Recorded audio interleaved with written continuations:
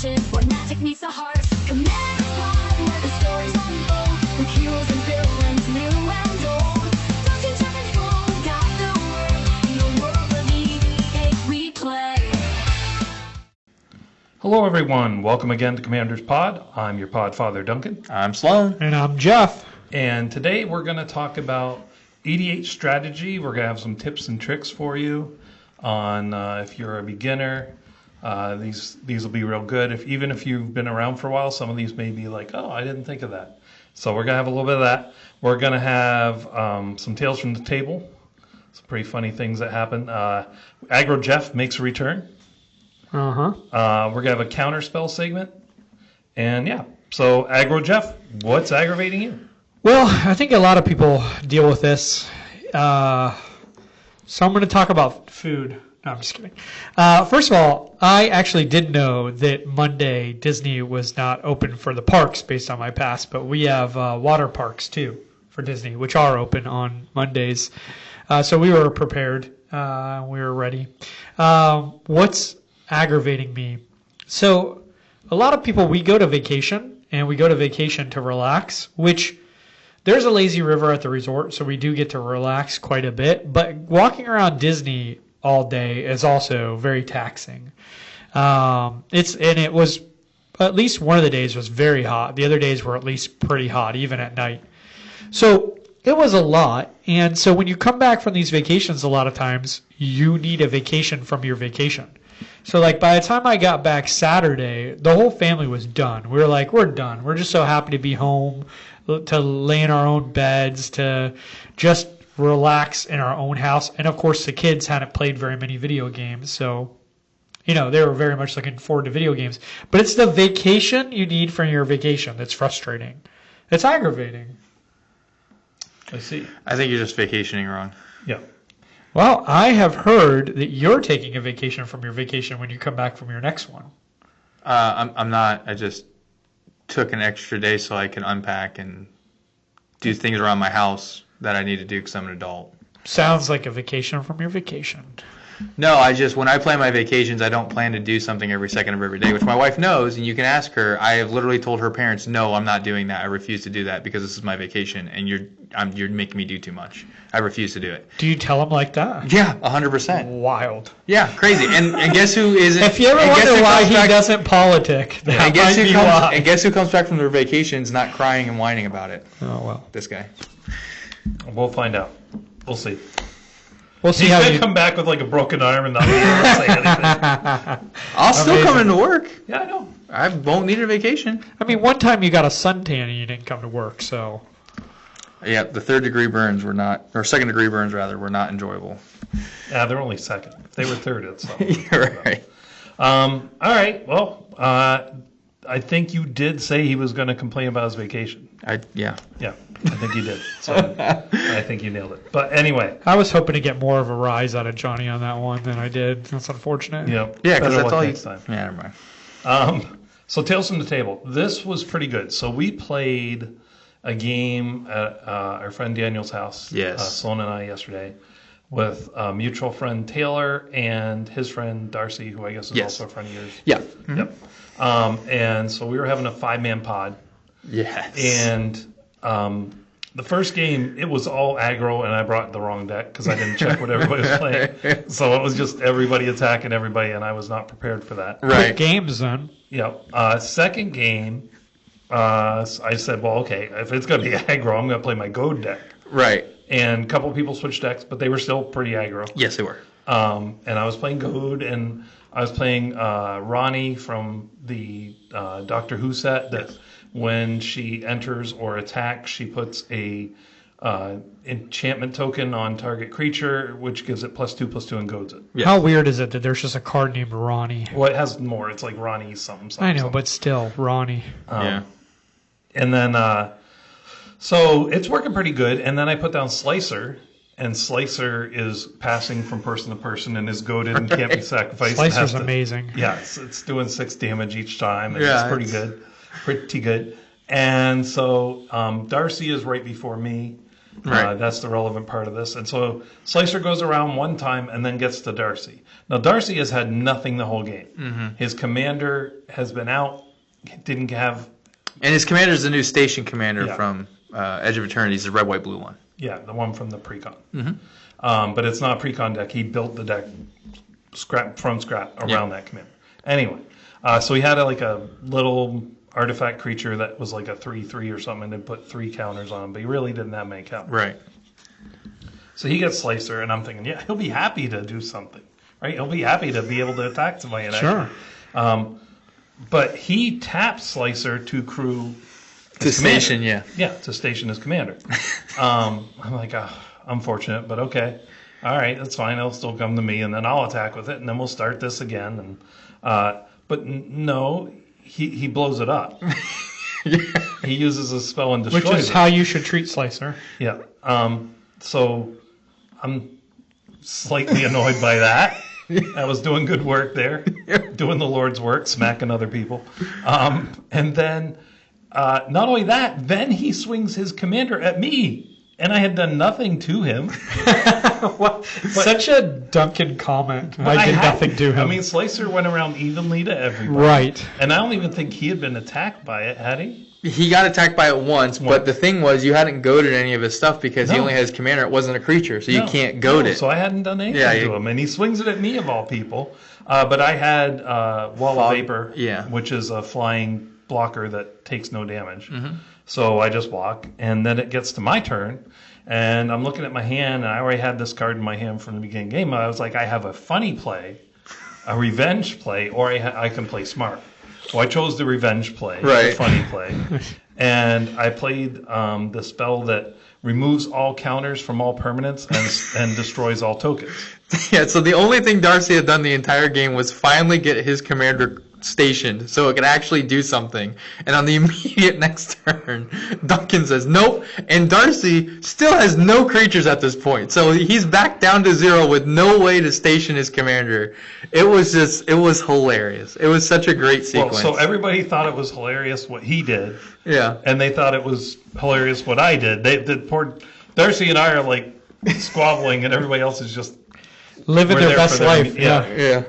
But yeah, it was just funny. I just thought that was how not many people play that card, Right. So I was happy to finally play it. It's a very situational card, but in today's meta with all the +1/+1 decks and the token decks, and it's pretty relevant. I got to do that in the tournament. Did you? Yeah. Steal all the counters and put them on my commander. Well, that's Yep. different. Yes. Yeah. You took But- things that didn't belong to you. Yeah, but I took all the counters. It was pretty cool. But anyway, I just thought that was a cool interaction. Yeah. And then while we're on the Tales from the Table, just an update in the league. I got my first win. Finally. Ishtola. So that was good. But But I think someone from our work play group took the cake from this weekend. yes, Mike got 2 wins. Almost all 3, he said. Yeah.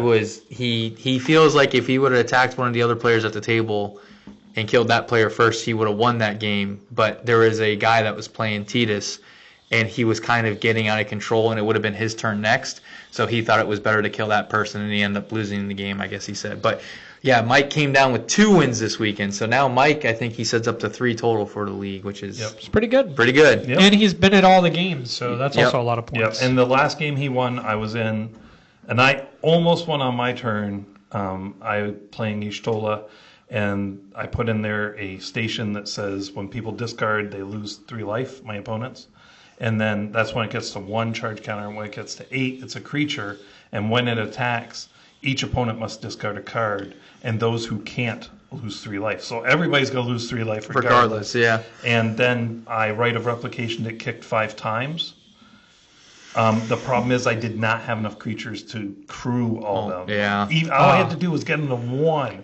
Yeah. Like and I it wish would I have could been have split up the 1 crew. Like 1 counter from this guy goes here and there. But well, wait, they become a creature at 1 crew? no, but No. the ability triggers. the ability triggers at 1 crew, and he didn't have enough So I creatures only to had enough crew to each crew of them. 1 of them. Yeah.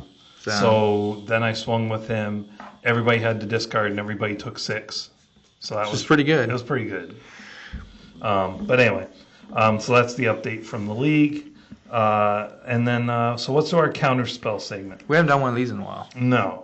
And I know that Jeff does not feel this way because he has recently done something to prove that by giving cards away that he, previously had purchased for himself, and then he just said he didn't really care about them that much.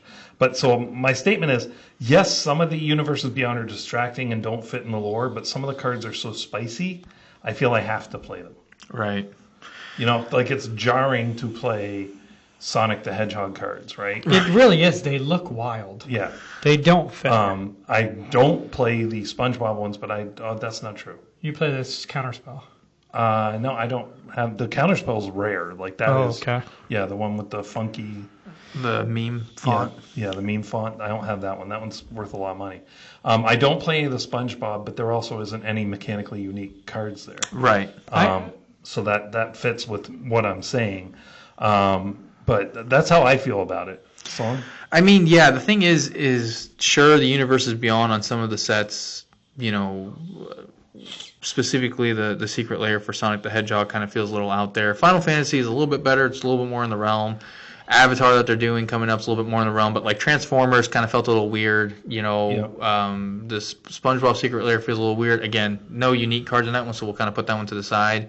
So I mean, it's kind of hit or miss. But I do feel like one of the things is they are, for some of these sets, making such good cards. It's really hard to not put them in if you want to make your deck better, just because it doesn't fit the theme of Magic.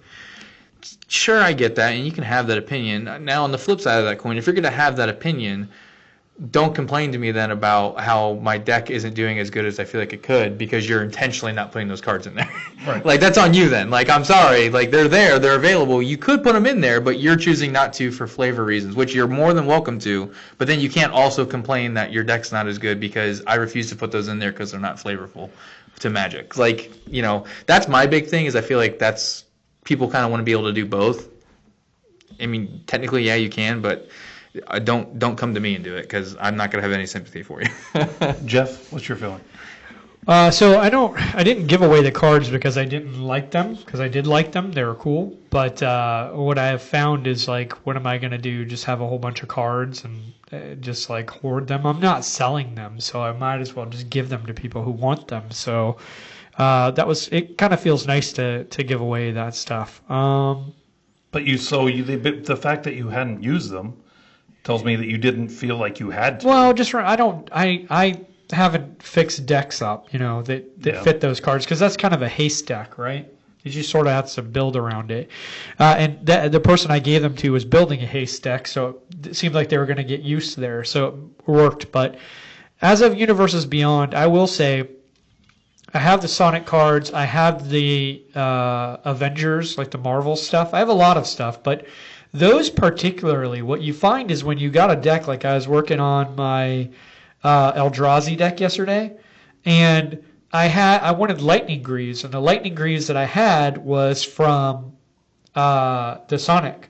It looks ridiculous. It's like a giant colorful boot.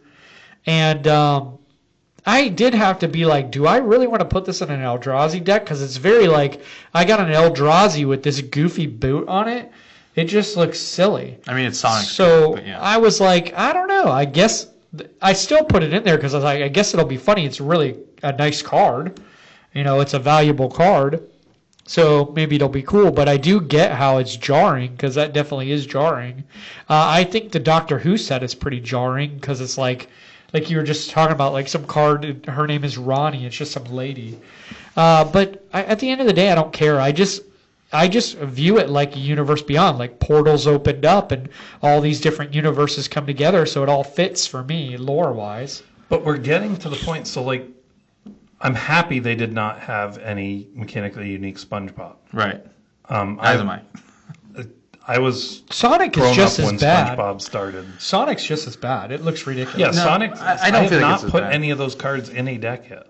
I don't feel like it's as bad. Like, I don't the know. amount of far-fetchedness that is SpongeBob to Magic, I feel like is greater than Sonic to Magic. I mean, even Dr. Eggman makes more sense in Magic than But anything that SpongeBob could possibly offer. I mean, But that, when you that see is 'em- kind of true. There are hedgehogs in. Yeah, the Bloomborough we had come out, and there was hedgehogs in that set. Like, you know, now granted, they weren't animated cartoon hedgehogs, but I at get the that, same but time, if you see the cards next to each other, like it's Yeah, not they- just what they are. The way the art is in the Sonic cards, it is way different than anything. Like when you put it next to like an Eldrazi, it's so different. But, it's like, very, I that's very jarring. but that's a completely different creature type altogether. You could say the same thing about putting an Eldrazi next to a human from. I mean, I bought No. that. I bought Yeah, the. they're old- completely different. the art, They're not even close. I'm telling you, the art is different. I'm telling you, the feel of the card is yeah, different. but I Like, bought the old cartoon style Secret Lair cards.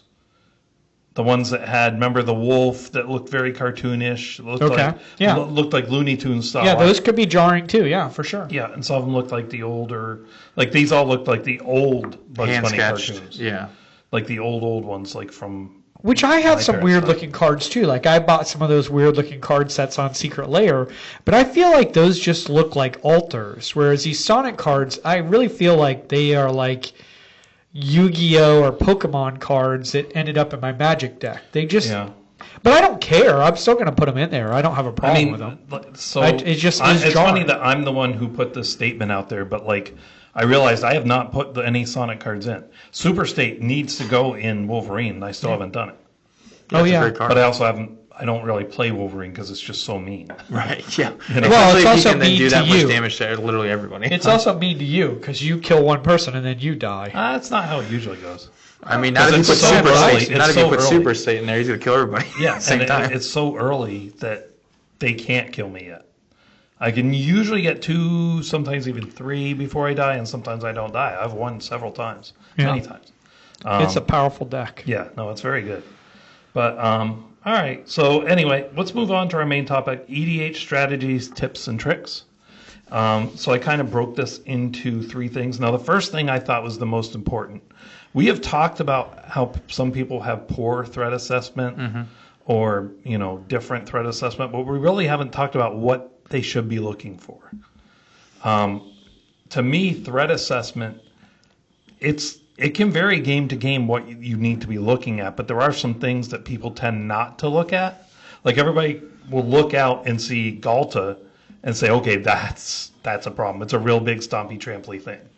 That's a problem. Well, part of the problem too is even after Galta's gone, they're like they played a Galta, so now we still have to kill him. Which Yeah. that's the thing that always confuses me. Yeah.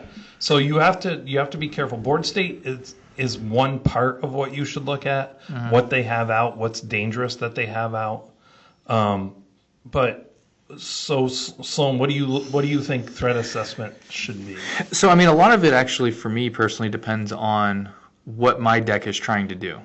So, one of the best examples I can give is I was playing a game. This was a while ago now, and I've talked about this before, but I'll bring it up real quick. I was playing against Duncan. There's 2 other guys in the pod, and I knew what Duncan's deck did with his commander. This is the newer Jin Cataxius that flips over and lets him basically break the spellcasting time restrictions by drawing a bunch of cards and being able to cast a bunch of stuff basically for free immediately when that happens. So I knew that's what his deck was trying to do. So on the turn where he got his commander out, he was basically on his next turn, he was going to be able to trigger that ability, and he had to tap out in order to get his commander out that turn. So he had no mana open. Now, granted, it's mono blue, so there's a good chance he had a 0 cost counter. So I was taking a risk, but I said, okay, I know for a fact that now Duncan basically, if he gets back to his turn and he's able to flip, he's gonna be able to go off and possibly win or get really close to winning. So I played an artifact that said activated and triggered abilities can't be activated or triggered. So that basically shut off his commander from being able to flip over and do what he wants it to do. It ran around the table like once or twice, and Duncan basically was at this standstill of, I have the ability to, I meet the criteria to activate my commander. I don't have the ability to do it because I got to get rid of that artifact. And he wasn't able to do it. For whatever reason, he wasn't drawing an answer to it, so it just kept staying there and keeping him suppressed. Well, it goes to, like I said, a couple rounds, and then the guy before Duncan decides that he's going to blow it up. And I said, real quick, like, if you do that and you don't have a way to kill Duncan's commander also, Duncan is going to win on his turn. And he said, well, I got something for that. I said, okay, you're more than go for it. He blows it up. casts the creature and passes turn. Duncan says, okay. Duncan takes his turn, and he says, I'm going to do this. I go to activate it. Any responses? No responses. It flips over. I'm going to trigger the ability. Any responses? No responses. Okay, I win. And I was like, you said you could do. He goes like, oh, I needed another turn. I'm like, oh. I was like, dude, when you are evaluating something like that, and someone on the board says, listen, this person's going to do this. Now, maybe it was because he didn't trust me, he didn't know who I was or whatever, but regardless, if what's keeping somebody else from doing something isn't affecting you in any way, shape, or form, that's not a threat to you. And that's what I think of threat assessment. You have to think about what is directly affecting me, and then what also is giving that person a big advantage. So in this case, the artifact that I had out wasn't affecting the other two players at all. It was directly affecting Duncan. It was keeping him from being able to use his commander's ability, which is what he cared about. But this other player said, at the end of the game, after it was finished, because Duncan won, he said, well, I have cards that could have affected. I said, were any of them out? No. Were any of them in your hand? No. Okay. Well, why? Why would you blow that up then? Like, what was the purpose of doing that? And he said, well, just in case I got to those cards, I didn't want it out. I was like, okay. So when you're dealing with threat assessment, in my opinion, a lot of it has to do with, one, what is your deck trying to do? Is someone out there that has something currently out and is actively suppressing what you're trying to do with your deck? And then furthermore, is what they have out actively pushing them ahead of everybody else faster than we can keep up with it? That's what I think of threat assessment. That's what matters, because at the end of the day, there are things that to you and your deck do not affect you the same. They affect your opponents and might actually be helping you because they are slowing down your opponents and not slowing you down in any way, shape, or form. Yep. So that is something that I say is a big piece of threat assessment that people don't understand. That's a general overview of how I like to look at it. Does it affect me directly and slow me down? Is it giving them too big of an advantage? If it's not doing both of those things, it's probably not the issue. Right. That's a good point. Jeff? Well, I think part of what you were saying there, Johnny, was on knowing how you're going to play. Also knowing what you can deal with. Like, certain colors can deal with certain things better than other colors, and also certain decks can deal with things better than other decks. Like, if someone's playing a heavy creature deck that goes wide and you don't have a lot of board wipes, your deck's really built more around single target removal, you might have to deal with that player sooner than the other players because you're less likely to win in a long game against them. This is where you kind of get into the idea of, like, many times you have to choose when to use this is you got to play the player, not the cards. And what I mean by that is that if you're sitting down at a table and you threat assess the table and you leave the player who's sort of controlling their space out of the equation, you might be making a big mistake. Many times the player with the greatest threat assessment could also be the best player at the table, but they may be doing nothing with their cards. Many times I've seen someone have an amazing board state and they just aren't attacking for some reason. They're not doing anything. And they're not a combo deck, so they're going to win by attacking, but for some reason they want to build up before they attack. Well, I pay attention to what that player is doing, and I take that into account for the next plays. That enters into my threat assessment. Also, how are they going to win? If I know they're going to win with attacking, and they don't have a lot of ways to necessarily get into haste. Let's say they're green, right? They don't have a ton of haste enablers. But someone else is across from me, doesn't have a large threat assessment at the table, but has cards in hand and is playing a combo deck. If I see them even get part of their combo out, even though technically they have less stuff on the board, they don't have an engine, they maybe don't have as many cards in hand, but they're a good player and they've got part of the combo, I might be taking them out first. I might view them as a bigger threat than someone else at the table. Now, the trick is they're going to try to tell you every time what the threat is, but the player matters because how they control the deck will make a huge difference. Right. So there's several things I wanted to bring up here. One is some of threat assessment is personal. It can have to do with your deck. You're going to have preconceived ideas about certain cards, which may or not be wrong.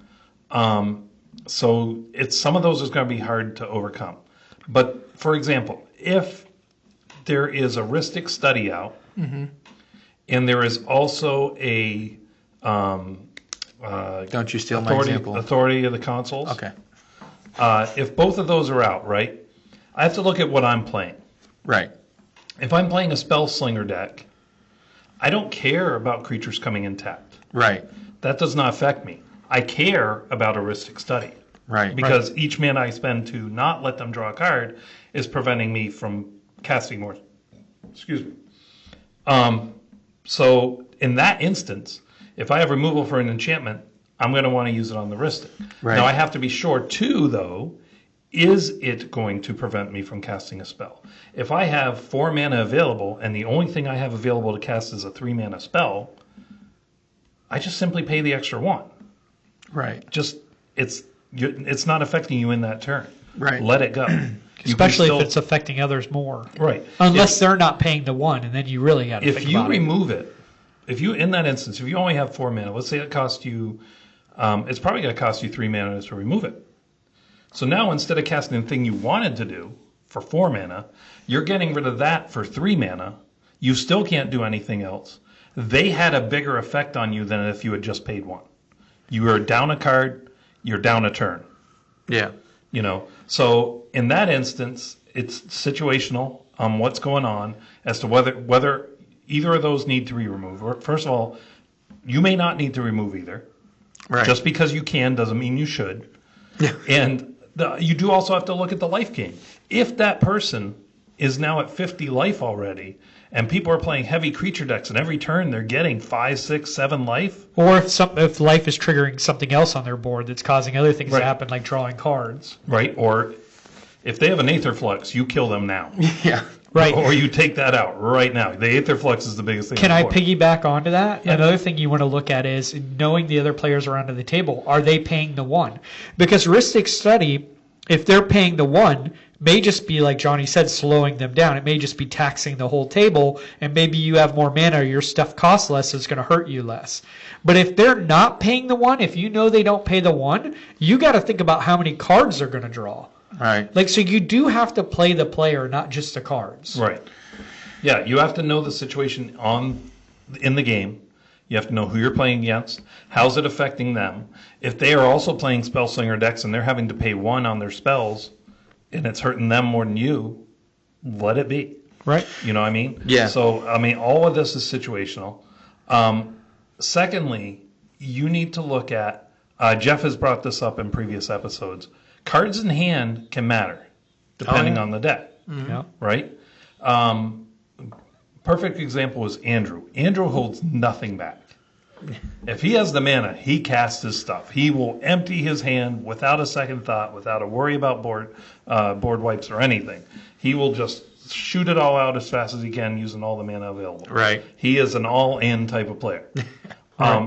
So when he has done that and still has like 7 cards in hand, danger, Will Robinson, danger. Like he may not have anything out that matters to anybody. It could be just a bunch of mana dorks or a 1/1s or whatever. But he also tends to be a combo player. He does tend to be a combo player. And that is one of the things I'd say too. If someone's a combo player, especially if they can win out of nowhere, board state might not matter. Yeah. Cards in hand means they could possibly win on their turn. I kill them because they're an unknown. Right. Now, conversely, if Andrew has a ton of mana Yeah. and 1 card in his hand, I would say at that point, like that's all he has is mana dorks, mana rocks. not much of a 1 threat. card, and who cares? Yeah. Let him be. Even though we've said, and it has been our slogan for a long time, kill Andrew first. In that instance, he's probably not the threat. You do need to think through the process though. Like, whoever's that person is, if it's Andrew or someone else, are they more likely to have? Let's say you're a creature deck and you're setting up to win with an attack. You do need to think about, are they the most likely to have a board wipe? Because that's what's going to stop you right now. Your threat assessment almost has to be like, who is most likely to stop me from winning right now? And that's kind of who I have to stop. Right. It could be the person with 1 card in hand and lots of mana. If you think that 1 card could be a board wipe, it's spread away. You got to pay attention to what people do in the game, because if they're and I fell for this, but sometimes you have to make them have it.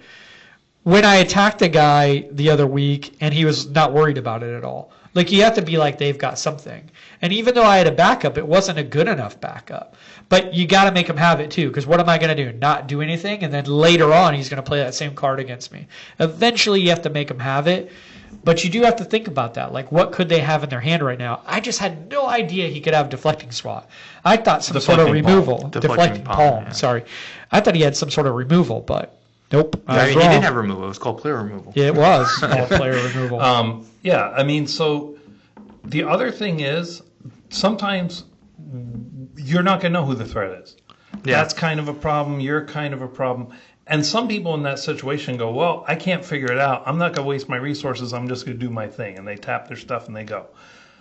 I have before with like even up to 7 mana, 8 mana available. Now, I'm a control player, so I'm a little different. But I have passed turn because I have some answers, a counter spell, removal, something in my hand, Right. instant speed. And I'm going to wait and see. And sometimes it gets back to me and I did nothing. But Yep. I would still rather have done that sometimes than allowed somebody that was on the cusp of like going off Yeah. or winning There and is letting them win. there is a careful balance between using the most amount of mana per turn as possible, because that does affect win rate, and not wasting stuff. Like, I have mana to use, but the card I'm going to play either... I put it out there, it's part of my combo, but I don't have the other part, so it's just making me a target for no reason, and just because I wanted to play something, or removing something just because I can, even though it's Right. not much of a threat.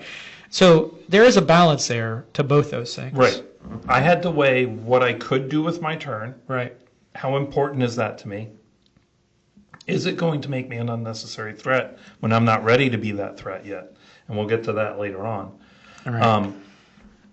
And in some instances, I look at it and say, well, what I could do is not as good as what I could stop from happening.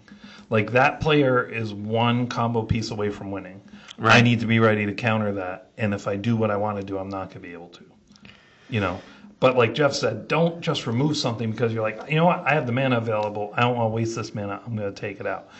You're going to regret that almost every time. If you're like, I could save this for something I really care about, but that thing, it's kind of annoying. I'm going to get rid of it.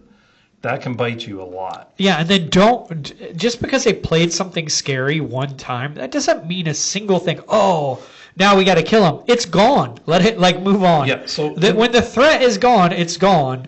Don't keep on it. There's no reason to it. You're just wasting your resources. when the threat is gone, move on. That should be a shirt. But, in the example of Galta, right? They drop a Galta, and let's say it gets back to them and Galta's still there. Well, let's say they drop a Galta, right? You have removal in your hand. It's instant speed removal. Right. And your knee-jerk reaction is going to be like, kill it now. Yeah, Right. don't. Let it be. Yeah. If it attacks one of your opponents, it's doing work for you. The only time that's not true is if it triggers something. Right. Like, if it's a creature where if it attacks an opponent, it does something great for that. Like a Tali Primal Yeah, Soul. exactly. You You don't might- want to let that one attack. Correct. Right. But Galta, as long as it's not coming to you, it is not a problem. The other thing on threat assessment that I see happen a lot is people, they set up, they're like, okay, I have my direction, I'm winning. They have a card that says discard and draw, or for some reason they have too many cards in hand or whatever, and they discard the board wipe or discard the single target removal for some reason because they don't need it right now. But you should be playing the long game. Like, what if you do your thing and get blown out? You need to have a way to, like, get back, to come back to parity. So, like, And that happened Don't- in that game with Mike. The Yeah. player who thought he was fine across from me, he discarded a board wipe. yeah. When I made see him that happen a discard. lot. And I'm like, he only had 2 cards. Now, that was one thing. He only had 2 cards, and I forced him to discard. Yeah. But I'm like, that other thing had better be like just the best Game card winning. in his hand. Yeah. You know, I mean, in his deck, because discarding a board wipe, especially with the presence that Mike had, because as it turns out, he wouldn't have had a chance. He was killed that very next. Mike was the next player after me. We were all killed then. Yeah. But if not, if he had only been able to kill 2, and he had the highest life, he would have been the one who would have survived if somebody survived. Right. You need that board wipe. Yeah, because people, they're like, well, I don't want the board wipe because I have so many creatures out now. But you don't know if that'll be the case. Someone could Cyclonic Rift and, like, all their stuff's still out. Everybody else's stuff is back to your hand, and you're like, okay, well, I've got the board wipe, so I can bring us back to parity. And speaking of that, I've seen people do that. Well, I have a bunch of creatures out. Yeah, but yours are 1/1s. Those are like 5/5s and up. Yeah. Like those are more of a. That's not even. Just because you but have they a lot of can't- creatures. So this is one of the things too. Like in chess, when you're learning to play chess, they teach you to play chess with pawns. You take all the other stuff off. You just play with pawns because you have to learn to sacrifice pawns. And a lot of people don't understand how to do that. And so when they get into Magic, they don't want to let their stuff die. And sometimes you have to kill your own stuff because the other threats are bigger. They're looking at it saying, I just spent a long time building this up. Yeah. I don't want to get Yeah, rid of don't it. knock down my castle. Yeah. It's like, dude, you could build a better castle. Yeah. Let's try again. Yeah. Like, I'm not worried about your castle. I'm worried about Godzilla. yes. You know? So, yeah, that's a big one to me. That happens so often when somebody will like counter a board wipe because they don't want to lose their two things. Right. And somebody else has an armada. And it's kind of like you said, you better have an answer then because this armada, and many times they don't. Yeah. They just don't want to lose the two things they have. Well, and I will say, too, there have been times where people looked at me cockeyed because I countered a board wipe, and I had very few creatures. And it got back to my turn, and I won with those two creatures. And so, you know, there are times where there is a reason to do that. If it's like, if I get back to my turn with these two creatures, I win the game, period. Like, when we played the other day, if I would have had an answer to him destroying my Assassin Lord, I absolutely would have countered it and kept that thing on the board because on my turn, I was winning if that was on the board still. So let's talk about one card each that we think is like, okay, this is a danger when it comes out. For that's me, so hard. Grim Monolith or Basalt Monolith. If you see either of those cards out, they are playing a combo in their deck where it is infinite mana. Nobody plays those cards except for those players. Yeah, Jeff might not like this one, but I think Necropotence is that for me. If someone's playing Necropotence and they're willing to sacrifice 20 life to dig 20 cards down because that's what they're doing, like they are looking for a combo to win without fail. But I don't. Yeah, you're just bad at Magic. I don't know. No, What to tell you, I just like to draw cards. Right, but you know, Necropotence is one of those cards where it's like every single time it hits the board, and someone's like, "Yeah, I'll sacrifice 15 life to get 15 free If you're cards to not look doing at." 15 or more life, you're not playing it right. Right, and like that's the point though, is like you're getting through 15 but cards here's the faster than anybody else, Yeah, and then you get to pick the best ones. Exactly. Like, get out of here. Taking your 15 cards triggers people like him to say, that's a problem. Oh, it is Me a problem. go- They me should up going, the threat.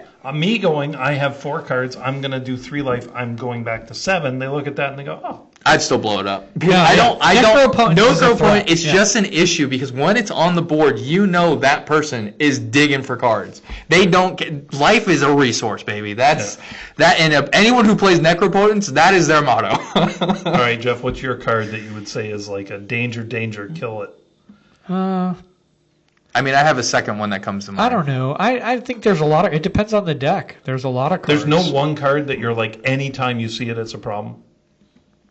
I mean, a lot of things are a problem when I see them, but it really does depend on the deck because you could have one card that's not a big deal all of a sudden, like a life gain card, but it's the one part of that life gain combo, and now it's a threat. It does nothing in most decks, but in that deck, it's the best card. Well, for example, Aetherflux Reservoir. If someone is playing Aetherflux Reservoir, that's not a mild card. yeah, you know for a fact, okay, this person is trying to blow But to be people fair, up. you knew that before they played Aetherflux because they're playing Spellslinger.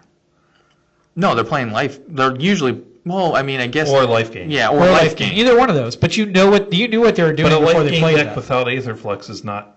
They're totally different. I mean, there are tiers. other cards in the life gain deck that will absolutely kill you. Oh yeah, but not as fast as Aetherflux. Yeah, I don't know. Aetherflux puts work in. There's there. that combo. I mean, Oh, the Sanguine Bond. Yep. I mean, Exsanguinate? yes, yeah, Or but no, then you're going to Sanguine see Bond. one or the other cards Exquisite and Or have- both at the same time, yeah. You cannot do that because they Well, don't have You flash. can. You can have flash. I mean, okay, there's a now lot of we're- things you can now do. we're playing in Merry Christmas Land. That may be what. Nah, see, I'm just trying to think if there's anything that's like A really. Ristic Study, you never get worried when someone drops a Ristic Study. Oh, that's definitely not on. This.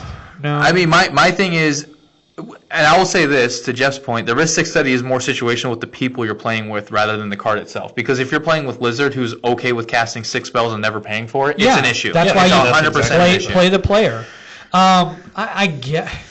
I I guess some of the lands, like you're gonna see some people play lands. Like if you've seen Gemstone Caverns, you're not playing a normal deck.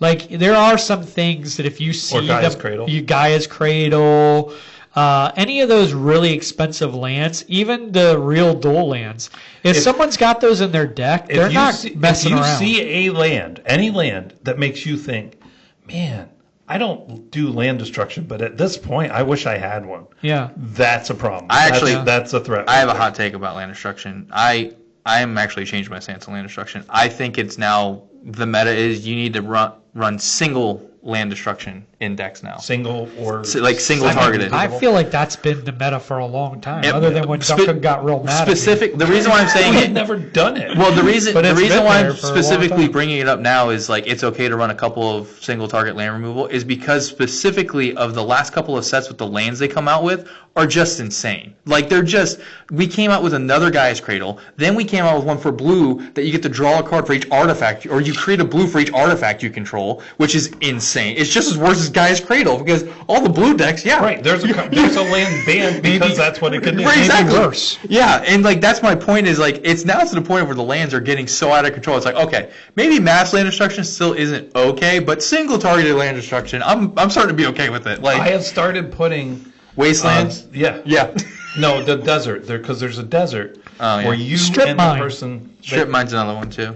But the desert, you and the player who you blew it up each get to go and get a basic and put it into play. Yeah, you know what I mean? You're both staying where you are land-wise, but you're taking care of a problem. Right. You know, that one I think is very... That's why cards That's that to derail remove us. permanents are so powerful. A lot of times Yeah. people are like, oh, it costs 3. I can remove a creature for 1. Great. What if a creature isn't the problem? Right. Like, what if the land is a problem, an enchantment, an artifact? Like, being able to remove permanents is really a big Give deal. yourself that Which has to do that with threat moment assessment. for when you have that game, if you've never had it, where you see a land dropped and you're like, oh, no. Yeah. But that would be my call. Some of the lands tell you. Even a land that grants haste, that could be a really powerful Yeah, land. Keswick Wolf Run, I think, right? No, that's not haste. That's pay X and a red. But that's green also and scary. Like Give you, them I thought it plus was X, plus X, and trample. Yeah. Plus X plus 0. I thought it was trample and haste. It was just trample? Just trample. Oh, okay. I don't know Yeah, what it but is. that is an instant kill card right there.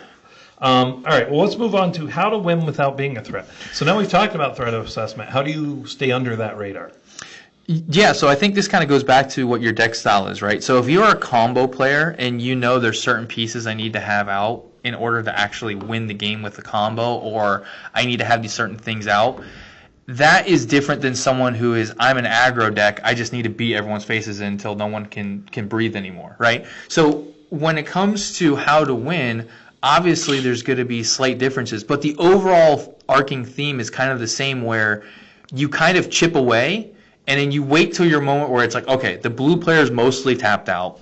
This person's tapped out creature-wise. This person's tapped out there. Okay, I'm swinging. I'm swinging for the fences right now. And then, boom, you drop it. Because a lot of times, if your games are pretty balanced and they're swinging a lot, like the games that we've been having a lot more recently with my friends I play online with the games that we had at Swanee's house even, Daniel's house, they're very swingy. Like, we'll see a lot of people, this guy becomes a threat, then he kind of gets dealt with, then it kind of swings back to this guy, then it swings back over to this guy, and they're very swingy. And a lot of times that happens because people are responding to different threats that are an issue for them.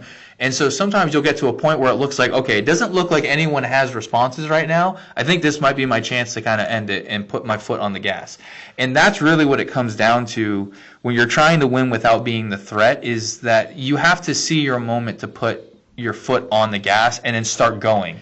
And hopefully you can get there a lot faster than anyone else. With creatures, I would say if you're doing a creature-based damage, Jeff's kind of rule of thumb is around turn 5 to 6, you're going to see a board wipe. So kind of don't put all your eggs in that basket before turn 5 or 6. That's very true. Now, there are some decks where that's okay. For example, I'll shout out my vehicle deck I just built.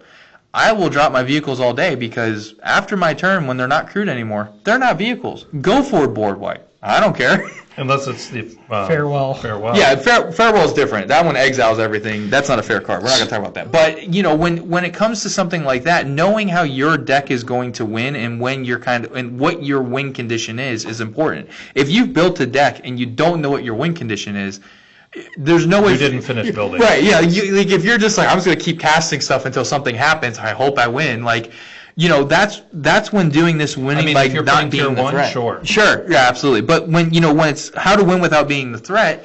If you don't know how your deck wins, you can't really know how to win without being the threat. And so you just need to know, what is my deck's win condition, and then what do I need to do to kind of set myself up to make that happen? Do I have to have these certain combo pieces, or is it I'm kind of just going to chip away at people little by little by little, and then I'm going to get to this turn and boom, I'm going to swing out. For example, going back to Danny, he's the one Daniel has the haste deck that whenever a creature with haste attacks, he creates a tap treasure token.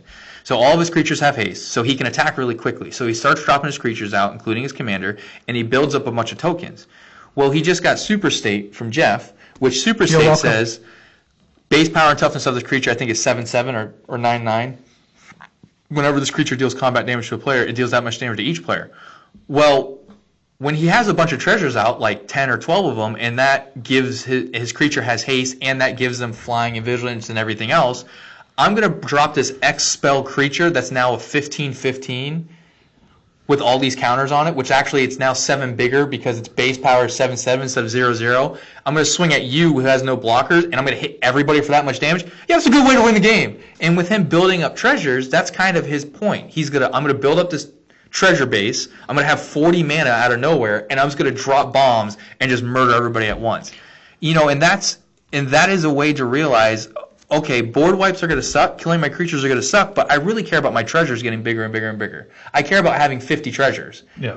So, things like that, knowing how your deck wins and realizing what is the way for me to get there is going to be what's the most important. So if you have a way, I always my idea is chipping away very slowly at everybody. Right. Yeah. No, it's a good strategy. Yeah. It is. Don't try and throw all you. Maybe you attack several players at once. Don't attack one player all in, because Right. that player, to Unless them, you're now a threat. Unless you're Right. playing Voltron. Yes, that's true. Then you don't have that chance. And sometimes it is smart to just, okay, well, I can't kill everybody at once, but I can kill this one guy, remove one threat, and move on to the next. But I would say, is rather than how to win without being the threat, I think if you're going to be the threat, be the threat. Like, don't be kind of the threat. That's always a problem. When you're kind of the threat, that's a tough place to believe, because they believe you're the threat, but you really have, you have nothing. So then don't play things out that make you threatening if you can't do anything with them. Right. Like, you're like, well, I need to get a creature out to block. Great, get a 1/1 out. It'll block. They might not even attack you because they're like, what's the point? He's just going to sacrifice a 1/1. They're going to attack someone else who's more of a threat, who's a bigger creature is going to die. Like, you can think through the process, but once you're going to win, you're going to become the threat. And you're like, well, I could sneak into a win. You're playing with people that aren't paying attention. I think we were playing at Swanee's house, and you had the deck that can kill you out of nowhere. Is it an assassin or what have you? Yeah, Ezio Editore Defensa. Yeah. So I think it was someone was trying to decide who to deal with, and they had a choice. And I said, you need to kill Johnny. And you definitely Jackson. were not the biggest threat. Yeah, no. On board state. No. But you were the biggest threat because I knew what you could do. And so I talked the player into just, you got to kill this guy. And then when that person won, Johnny afterwards said, if it came back to my turn, I would have won. No, I would have killed him. I wouldn't have won. I would have killed that person. I would have killed. And I think they it was probably Jackson. would have won. Because the rest of us didn't have much. So it is, you shouldn't be able to sneak through winning without being a threat most of the time. If the players around you are good, just embrace it. Well, And have a backup plan. depends on your deck. So in the instance of combo decks, right? Yeah. Let's use the Sanguine Bond combo as an example, right? What's the other card? It's Exquisite Blood. Exquisite Blood. As I remember, Sanguine Bond is not the expensive card. Exquisite Blood is the one that's expensive. Yeah, So don't if you play have that first. combo, people do play Sanguine Bond because it even comes in precons, Sure. right? Play that first. Don't play the other one first because Yeah. they know you spend a lot of money on that card. That's for a combo. Yeah. You know what I mean? Like I said, Basalt Monolith is always an issue, or Grim Monolith, that's a combo. Don't play that first. Play the other thing that's going to do what you want it to do, the untap thing or whatever it is. You know, that can be used for many different things. It by itself is Oh, not. I have one, but I can't think of it. Oh, frick. I play it all the time. What's the green one that lets you double planeswalkers? Doubling season. Yeah. Doubling Season or any of those, because there's like 3 or 4 of them now that Yeah. do it. Any of those cards come down in a Planeswalker. Again, the deck matters. Yeah. Because if it's in a counter deck, it's less of an issue. It's like you're going to But get it's more still counters. pretty big. Yeah, it's still a big deal. But if it's in a Planeswalker deck, It's a you're, huge you're, if you don't deal with that, you're all dead. Like, Yeah. So and don't you won't play be dead. that doubling season until you have the thing that you want to double to go off. But sometimes you have to, because if you're like turn 5, what are you going to wait till you get to 9 or 10 mana? Sometimes you have to try it. Go for it. You got to make them have it. Well, you're playing green, so you on turn 5 you probably already have 10 mana. I mean, yeah, possibly. Yeah, that's probably true. But you also have recursion. Like if you want those good cards, have a way to recur it, which is helpful. But you know, those are just some tips. You know, Jeff's point is you may not be able to not be the threat, but don't be the biggest threat. Yeah. Or don't be the threat and then command the table. Because when you're the threat, you can threaten people. Like, I mean, that's the point of being the threat. It's funny because Andrew is a very, very good player. Yeah. That's one of the reasons you kill Andrew first. But him playing all his hand at once, he is literally playing his cards on the table. He's just laying them out there. Right. This is what I'm doing. Come at me, bro. Yeah. You know, so he does not care if he's viewed as a threat. He uses revenge as his kind of buffer to. Yeah, I've been on the receiving end of that. It's hilarious. Oh, I am the official whipping boy. Yeah, you're the official whipping boy, but I have been on the receiving end of Andrew's revenge because I've done some sneaky plays to him, and he's like, "All right, I'm gonna kill you now." Yep. And he's like, "Not just this game, every game, the rest of the night, I'm killing So you." if you keep losing and you're like, it's not fair, they keep picking on me, you're probably becoming the threat too soon. Or in Jeff's case, it's just me, and he decides to kill me first. Yes.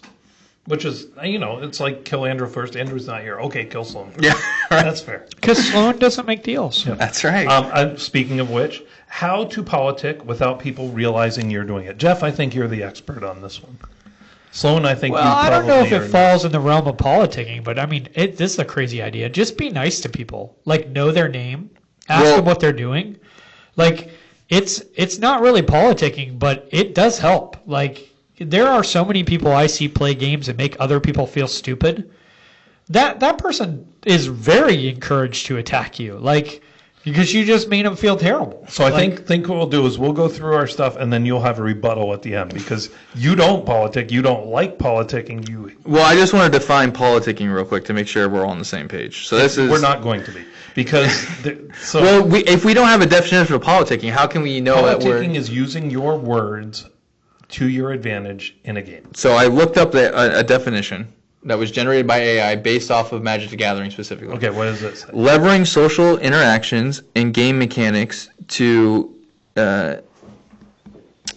I can't read my writing. I know. I wrote it really fast because I was working. To influence other players in multiplayer game, most notably Commander, and mostly involves also negotiating with other players at the table to make deals to manipulate and control the flow of the game. So making deals is the most blatant use of it. But Jeff is right. I don't make deals a ton. Knowing people's Still names. Do you know what else is a great way to politic without them realizing you're politicking? Hey, it's okay if you attack me. I'm not going to take it personally. That could be good, or like, hey, I'm going to let you get this thing, or I'm going to go ahead and proliferate your thing too. Yeah, sure. Yeah, I mean, those are all very good ways. Just famous one of, what's that do? Yeah. Oh, wow, that's really oh, that's really good. Oh, and that's going to work with that. Oh, look at that. That's going to work great with that. Yeah. You know, and then putting it This back. does not help me in the tournament, by the way. No. Because we literally give away all my secrets. Yeah. No. So, no, that's the goal. But you're But- never there anyway, so but it's okay. being genuine too helps. It's like, you know, when look, you're trying to win. See, being genuine. You politic all the time, then.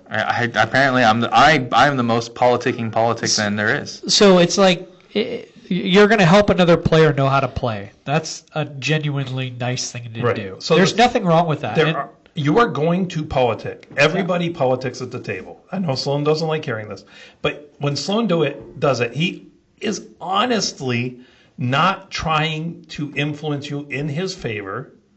But he, like yesterday, he gave a state of the board state to a player who's like, I really don't know what's the problem. He included himself in it. Yeah. But whenever you do that, you're going to be biased. See, but here's the I don't feel like that's the case. Like, I don't feel like I was biased at all. I was 100% honest. I said, on my board, this is what I have. This could be an issue. I'm not going to tell him what's in my hand and show him my deck and go through it, obviously, because Right. that's ridiculous. It doesn't matter if you're speaking truth. You can still But- politic. Right. But my point is that with the definition here that was said, I'm not doing it to gain advantage or leverage or manipulate anybody in any way, shape, or form. A new player asked me, I don't know what is on the board. Can you help me? I said, sure.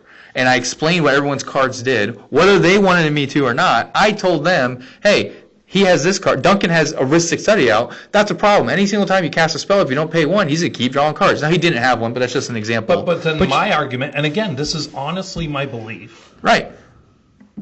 You can afford to pay one. Just pay Right, one. and you're more, and again, I would say that too. I was like, all you have to do is pay one, he doesn't draw, but also everyone else has to pay one to make sure he doesn't draw whenever they cast stuff. So it could be an issue, it could also be nothing. It just depends But on what. the example you gave earlier was you said Duncan has this card. On his turn, he's going to win if you don't deal with it.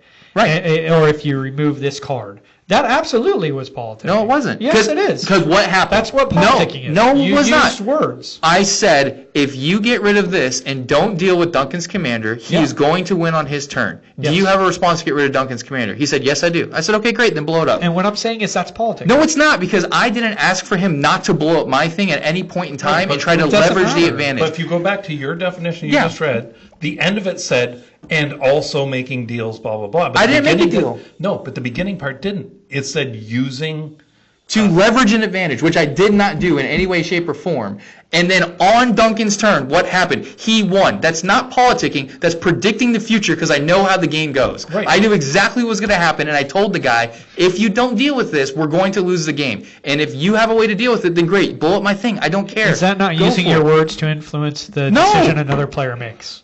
It No, absolutely is. not for the advantage of myself because I told him, great, blow it up then. It isn't doing it well because the guy didn't what he. 'Cause he- But he still did it. You pointed out a threat. There's nothing wrong with that. Johnny, you get stuck in this thing where it's like, I'm not going to politic, so if anybody labels anything I'm doing as politicking, I'm going to argue that's not politicking. It's Instead of not just going, politicking I don't do because- your type of politicking. No, I didn't but take advantage. I didn't take advantage You of a don't have player. to take advantage Yes, of you someone do. to be The whole politicking. point of politicking is to gain leverage and advantage over other players on the table, either through making deals or manipulating through words or actions. I did none of those things at all. I told him this is keeping Duncan's commander from winning. If you want to blow this up, go for it. But if you don't deal with Duncan's commander, we will lose the game on Duncan's turn. Okay. So first of all, deep breath. That is Take- legitimately what Okay. happened. All right, take a deep breath. Listen, don't get me riled up anymore than I already am. I'm trying to control no. myself. Here's my point. When it comes to politicking, even with the definition we just looked up that was generated from the internet, that is probably the most accurate definition we can find, nothing in the situation that I said earlier was to gain me advantage in any way, shape, or form. Because at the end of it all, I said, go for it, blow it up. And he did. He decided, I didn't influence him. I didn't try to change his mind. I just told him what was going to happen if he didn't deal with Duncan's thing. And what had happened on Duncan's turn? He won the game, which is exactly what I said was going to happen. If I was politicking, I would have found a way to convince him not to let it happen and try to, but at the end of the day, because if he wants to do that and he says, yeah, I can deal with it, I got it, I'm fine. Okay, great. Then blow up my thing. I don't care. It doesn't matter. But then when you don't do anything about the issue that was at hand, that I specifically called out and said, this is what's going to happen, just so you know. So you've said that many times, but what I still don't understand is if the guy doesn't blow up that creature. So you have this conversation and you say, if you deal with this thing here, then Duncan's going to win. And he goes, oh, yeah, that's true. So I'm not going to destroy that thing. How is that not politicking? And how is that not advantageous to you? Because then Duncan doesn't win. Because just because he didn't listen to you doesn't mean it's not politics. Because at the end of the day, I didn't ask for a favor. I was just stating what was happening on the board. I said, this is keeping Duncan's guy from flipping over and winning. If you get rid of this, Duncan's guy's going to flip over and he's going to win. Right. That's it. I didn't say, don't blow this up. Do me this favor. I didn't ask for anything in return. I didn't beg him not to do it. I was just stating what was on the board. That was it. I was not trying to If he convince would have him one way or listened the other to way. you, and not blown up your artifact, would that or would that not have been advantageous to you? It wouldn't have been advantageous to me in the sense that I am asking for trying to force a favor out of somebody to gain advantage You're adding over other extra players. words in there. If you didn't destroy that artifact, would it have been advantageous to you? Yes, because you wouldn't have died because Duncan wouldn't have won. In which case, you used words to gain an advantageous state. Now, did you manipulate someone? Did you trick someone? No. And we're not saying you have to do those things. I completely disagree. Well, It's okay, not. well, It was we can not. just It was disagree not on an that. advantageous state for me. I was doing a board state action. I was pointing out this is keeping Duncan's guy from doing this. That's it. That is a board state. That is me pointing out what is clear to everybody else, and I was making sure that this person understood that because this person is not the best Magic player. They don't know how the Magic interactions work. It's no different than me pointing out to my friend who's new to Magic what cards do that are on the table. It's no different. I didn't ask him to not do anything. I was just saying this is keeping this from happening. If you get rid of this, this is going to happen on Duncan's turn. Period. So- It's just a board state. We'll drop it, but all I want to point out, there are players who believe that any use of words in the game outside of just casual banter and in responding to when people say, what does that do, or things like that, is politicking. That's crazy. There are people that say, if you stop somebody from doing something with your words, that is politicking, no matter what words you use. And that's crazy. I would But say what that would it that is matter? a sane What would it idea. matter one way or not how someone defines it? It doesn't. You still play the way you play. No one disagrees with the way you play. It's the way you play. Because the Who idea, cares how they label it? because it does matter. Because Why? because definitions are important. Because politics and magic is dirty, dirty, dirty. Yeah, it's only At the end of the day, I don't even care about that. It's just the fact that no one's saying definition, the definition of things are important. There's a reason why all the wording in Magic is important, and they use words very specifically because definitions are important. It's no different than someone accused me of being something that's not true. I would be just as upset and argumentative of the fact that that's not a true statement. You're just If you lying call them about like a me. blue player. Yeah, dirty it's just, blue player. It's a more Johnny. It's just a more a relative definition than a lot of things. And at the end of the day, what matters is the way you play, and no one's questioning that. You have people that define things differently. It's not like they're completely changing the word. No. They're just changing the realm of which But the there word are people. impacts. I have had people, when I have just done what you said, just blatantly stated, this is what this card does when they ask. Or, should I remove this? Well, this is my opinion. Here's why. But please make your own decision.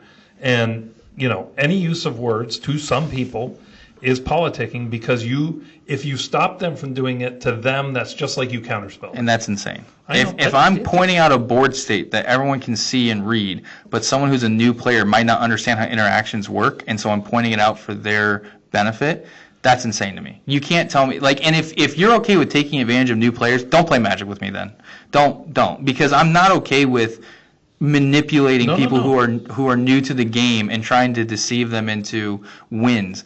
Be a better player. Learn how to build a deck that you don't have to convince and manipulate other people into winning with. Well, see, there's this a is difference. where it gets tough, though, Johnny, because we say you can play Magic any way you want, right? And I agree. We mixed up a couple things. Manipulating new players is different, but if you're if you play politics, build a better deck, that's not the way to play. You've now moved out of the realm of I'm going to play my way, you play my way, to the realm of my way is the right way and your way is the wrong way. And I have no problem you playing the way you play. Play however you want to play. And someone might define it differently than you. That's fine. They can define it however they want. It still doesn't affect how you play. But then when we get into the realm of there's a wrong way, that's where I'm that's not really cool. I don't agree with that. And the other thing is, too, in the instance of the new player, so we'll use Taylor as the example, right? Mm-hmm. I often feel and I'll say to them, I don't want to tell you what the threat is because I do not have the same board state view as you. The person to my left has a different board state view as you. Because like we talked at the beginning, some of threat assessment is personal. It's going to be, what does your deck do? How is this affecting you? Is this affecting your play? You don't know the cards in their hand. All of that feeding into it. So I often say that. And that's not because I'm I don't want to tell you. It's because sometimes you have to let people figure it out for themselves because everybody else could view it as, oh, Duncan just said it skewed to his view. Well, this is the hard part about threat assessment is like, so we were playing a game with some newer players, and I had the most stuff probably out on board, but one of the other players was a really good player, and his deck is more win out of nowhere than, say, Titus, right? Because Titus is sort of like, you're going to see it coming. Like, Yeah. you're going to see counters build up. It's not sneaking a win out, right? Specifically. Yeah. So, so what was being said is that I'm the threat, right? And it's like, well, that's not really the complete story, right? Because I don't think I'm the only threat. And so it does become difficult in those situations to argue, like, how much of it is politicking and how much of it is like, no, I just don't think I'm the only threat. And Right. to your point, that's from my point of view, right? Because I think something else is the threat. Right. It's simple. You say what your card does, and what on board what it affects. It's not that hard. Like that's the problem. Where it becomes politicking is when you said, I think this is the biggest threat, but I don't think my thing's that bad. Or even if you don't mention I don't ever say that. That's my point, though. You guys, I feel like I keep having words put in my mouth. Whenever someone asks me, what is the issue or what does that do, I tell them, I say, this is what it does. Well, okay, great. For example, if someone says, why is that card and that card a bad thing? Well, it's simple. This card says this, which then interacts with this, which then interacts back with it. So it creates a bad loop for everybody at the table. Is it a threat? So Sure, maybe, sure. Don't know. If you think it's an issue for you, go for it. Kill him. I don't know. But at the end of the day, my issue is people are always trying to say that me pointing out board state actions or board state information is politicking is insane to me. Like, how can you say that me not explaining to a card or an interaction to somebody that doesn't have the knowledge that I have of being a 20-plus year player is politicking? Now, if we're in a tournament, I'm not saying anything. It's a completely different story. But if we're playing casually and someone who is a newer player or less experienced player is trying to ask me how an interaction works, I'm going to explain to him how the interaction works, whether or not the other player wants to explain it or not. Because it wasn't just you explaining board state. Like, for instance, in the story that you're giving us, you said if this thing is removed, Duncan's going to win on his next turn, and your point is Duncan did win. But there's a world in which you can make that statement and Duncan doesn't win. No. Yes, there is. No, there isn't. absolutely is a world where he doesn't win if he flips out. He's saying he would never say that. I would never say something to somebody to manipulate them to think that that's not going to happen. Duncan had unlimited hand size. He had over 10 cards in his hand, and he had enough mana to flip his commander, which was going to let him cast his entire hand for free. If Duncan can't win on that turn, Duncan needs to take apart that deck and rebuild it, because that is insane. But we've seen people take 5 turns and not win. Yeah, and I wouldn't say that about those people, because I know those people don't know how to play the game. They don't know how to win. We've seen good players take 5 turns and not win. They just can't get there. It happens sometimes. Like it's not that you're saying something inaccurate, but like I said, we beat this horse to death. Yes, we are beating it to death. Sloan is never going to be okay with politics, right? That is a given. The problem is when the manipulation comes in and people are trying to tell me I'm a bad person for trying to explain to somebody how the game works. That's where I get pissed off. And they're trying to tell me I'm politicking and trying to manipulate that person. I'm not trying to manipulate that person. Literally was just said. My point is that I am trying to help people who don't know how to play this game learn how to play this game. Because if I sat down at a table and 3 people were politicking my ears off and no one was giving me a straight answer, I would never come back. I would leave. I would never come back to the game. And that is what I don't want to happen. My friends who play this game, I don't want them to say, I can't deal with everyone trying to tell me what is or isn't right. If I just always tell them what is on the board state and what it does and how it works, there's no confusion. There's no way that anyone would ever accuse me of trying to manipulate what was going on. Ever. Period. First of all, you hear the word politicking and you attribute negativity to it. No one ever accused you of manipulating anyone. Synonymous. 85% of the time that I'm sitting down at a table where people are politicking, there's manipulation happening. That's your personal view, and I would suggest that it's incorrect. No, it's not. Yeah. It is not at all, because it is. Every single time someone wins from politicking, it's because they manipulated the other players at the table with the way they presented information and facts, and then that they all paid for it, and it is something because they decided to word and connive their way to it. And that is an opinion. It's not. It's okay, though. It's literally an opinion. Anyway, but my point was, Sloan's never going to be okay with politicking. Some people aren't, so know your table. If you are going to upset people by politicking, probably a good idea not to do it. So that's kind of why we had the how to politic without people realizing you were doing it. Take what we said with what we just discussed amongst ourselves, and take that for what you will. Play the way you and your group agree to play. Have your own definitions as you see fit of what politicking is or isn't. Anyway, that's just that segment. But that's all the time we have for today. Thanks for joining us. If you want to check us out, you can always find us at youtube.com/@commanderspod. You can email us, cast@commanderspod.com. You can check out our website, commanderspod.com. Patreon.com/commanderspod if you want to support us. We'd love to have you. Podcast sites, Spotify, Audible, iHeartRadio, Apple, Amazon Music, YouTube Music, etc. You can find us on any of those. And as always, play bold, swing wide, and don't forget to pay the one. Commander Pod, where the stories unfold, with heroes and villains, new and old. Talking tough and strong, guide the way in the world of EDH we play. So tune in, friends, let's fly and go. In the Commander's Pod, the love will show. From our decks and yours, we share the spark in the world of magic. We'll leave a